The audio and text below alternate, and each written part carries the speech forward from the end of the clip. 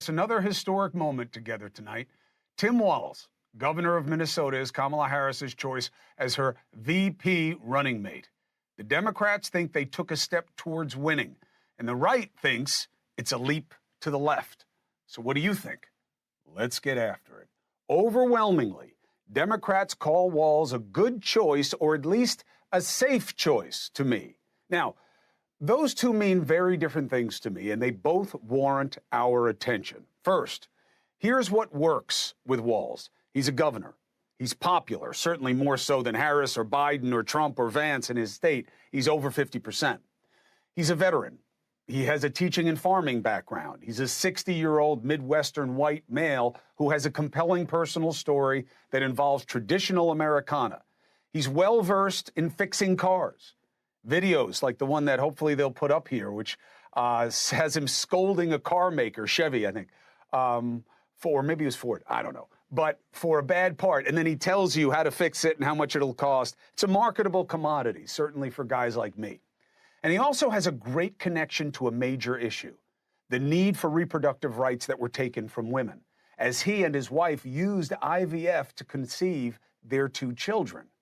Now, as I've said, if women make their witness in this election, Trump is in trouble. So Walz is measured, likable if not well-known, knows politics and policy, served in several offices in state and federal office many years. The knock? He's a radical lefty, radical as Harris. He said one person's socialism is another's neighborliness. Now that can be twisted. But the attacks are going to take some effort, as we heard from Trump's lap and attack dog, J.D. Vance, today. My view on it is it just highlights how radical Kamala Harris is. This is a person who listened to the Hamas wing of her own party and selecting a nominee. This is a guy who's proposed shipping more manufacturing jobs to China, who wants to make the American people more reliant on garbage energy instead of good American energy, and has proposed defunding the police just as Kamala Harris does. Now, it's not about the points that he makes. Hold it there. I make those slights because he's a hypocrite, because he changed what he really believed so he could get elected. That's just the truth. He can explain it any way he wants, but only one thing changed. He needed to win that three-way race. Trump backed him, and now this is who he is. That's the choice the right made. You're also going to hear that Walz allows migrants free health care. But that and most of his policies, you may like them, you may not, but they're in line with most Democrats. The big flashpoint was his leadership in the aftermath of the George Floyd murder. He took heat for being too soft and too hard. He opposes fracking. He wanted his state to be 100% clean energy. But by 2050, I'm not sure how giving it 25 years is radical. But the right is going to try, and that's their job. To be sure, he's tougher to pick on than Vance or Trump. Minnesota is his state, not a battleground. But supporters say that he could help with the blue wall in the Midwest and conserve the VP role on the ticket of throwing punches without seeming like a cheap shot artist. He is clearly his own man, but he is also clearly not a threat to upstage Harris, which is always a concern on a ticket, but maybe is especially so here because you have a woman at the head of the ticket and you got to think about gender politics. Now I should stop and go to a panel and get their take. The left is going to say this helps Harris win. The right's going to say it makes it a radical ticket. And there will be passing references to Governor Shapiro, Senator Kelly, maybe even Governor Whitmer of Michigan, and how they each and all have bright futures but weren't right for this. And that takes me to what the word safe means, and to a conversation I've been warned to either not have or to be very careful about. And that is why we must have it, because I don't play safe. Look, Trump picked a rabid righty because that's what he does. That's what his party likes. MAGA, muffin top kissers. The Democrats tell us they will be better. So let's look at it that way. If Walz was the safe choice, what does safe mean? Safe can mean Walz has no big negatives for Democrats, balances the ticket, has a black woman at the top, and with what Americans are used to seeing, a slightly older, he's only 60, white male. Does that bother you when I define safe that way, that you needed the white guy to balance out a black woman? Remember, no one thought it would be Walz when this started. Senator Kelly polled highest, then came Shapiro, then Whitmer. So why wasn't it Whitmer? Not safe? Conventional wisdom is 2 women on the ticket is too much. Not safe. Does that sit well with you? Should it? So let's address the big elephant in the room, and it happens to be wearing a yarmulke. Why not Shapiro? He was trotted as the favorite, and you saw why at the rally in Philly today. Tim Walz is a great man. Tim Walz is an outstanding governor. Tim Walz is a teacher. Tim Walz is a guardsman. Tim Walz is a great patriot.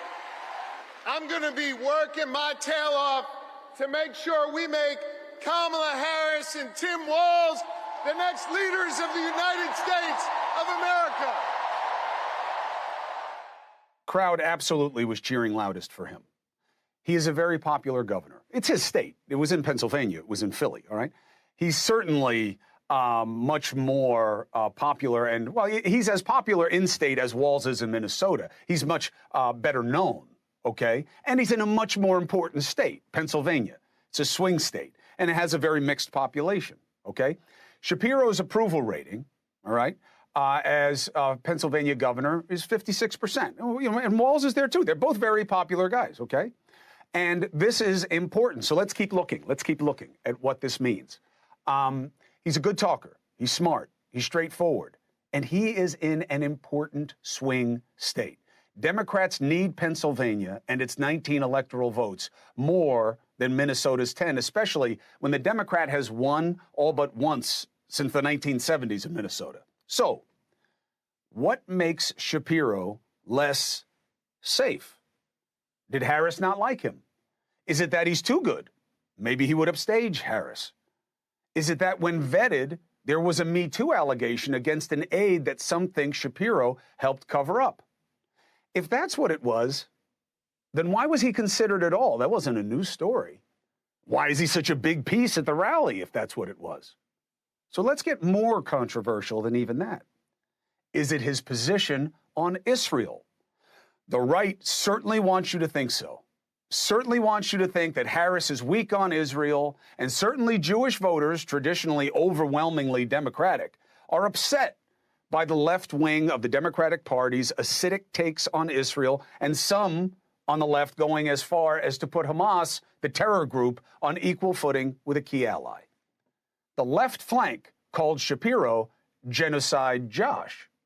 Is that why Harris didn't pick Shapiro? Is she catering to her far left flank?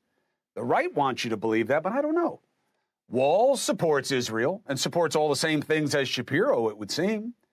And the left flank that's anti-Israel, they're not going to vote for Trump, are they? And I don't think they're going to determine the election in all likelihood. Even if you think all of those voters are young and minority, do we know that they're going to vote on the Middle East above all the other issues? Polls don't help on that. So why did they come at Shapiro? Well, arguably, he's a more aggressive and assertive supporter of Israel than Walz. And do you know why that is? Because he's Jewish. So, was Governor Shapiro passed over because he's a Jew? Would it be safe to put a Jewish VP with a black woman and ask for middle Americans to vote for them? Or is that asking too much? Unsafe. What does history tell us? Al Gore picked Joe Lieberman in 2000. Lieberman was a moderate. Hard to argue that he hurt that ticket. First Jewish nominee for vice president. Al Gore was not a black woman. These are different times. So here's my thing. Let's do it through the lens of me, okay? I'll be the guinea pig. I don't know what bothers me more, deep in my gut. To think that Democrats decided it was not a safe bet if you want to win to have a Jewish man on the ticket with Harris. Oh, and telling me that Harris's husband is Jewish. Yes, he is. I know that. It's not the same thing to me as having the VP be Jewish. It's not, oh, we already have a Jewish guy. What, because she's married to one? So what bothers me more that they think that's the right choice or that I think they made the right call. And as you know, I believe America is nothing without her diversity. It is our secret sauce. And the more our institutions look like the country, not exaggerated to the majority or minority, but reflective of both in proportion, the better. And I respect the historic nature of a black woman at the top of the ticket. I think it matters. Should it be dispositive? Of course not. Will it win the election? I don't know. It could just as easily lose it because that's what safe really means. I see value in a ticket that has a double minority demographic, but maybe it is unsafe. When I talk with black and Jewish friends, black and Jewish colleagues, black and Jewish politicos, black and Jewish Democrats, party people, they all kind of default to acknowledging that it would be dicey to have a black woman and a Jewish man on the same ticket. Some Jews are even relieved that it wasn't Shapiro. Instead of feeling pride, they fear increased anti-Semitism in a way they have never felt before, certainly here in America. And sadly, I get it. And I hate that they feel like that. And I am here to defend Jewish Americans as with all minorities. We are one family or we are nothing. I wonder if avoiding the risk of not being safe, is that how you get better? Should the Democrats default to doing what's safe because that's how you win? Or do you take that on and refuse to play safe if playing safe means playing to prejudice? Wouldn't that make the Democrats better? Or is there a reason that I'm not the politically astute Cuomo? I'm not the one who was successful in that business. That this is magical thinking, it's romantical thinking, it's not realistic. And that while I may see that that would be better in some way, that the reality is it would only be better for Trump because it would make it more likely he would win. So I get why Harris picked Walz. I think he's got his own virtues and value to that party. And I get why Democrats like the pick.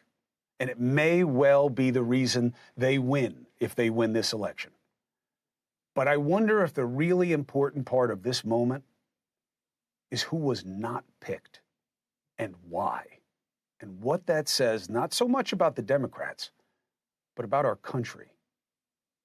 Hey, thanks for watching. Go to joinnn.com to find NewsNation on your screen. And don't forget, click the red subscribe button below to get more of NewsNation's fact-driven, unbiased coverage.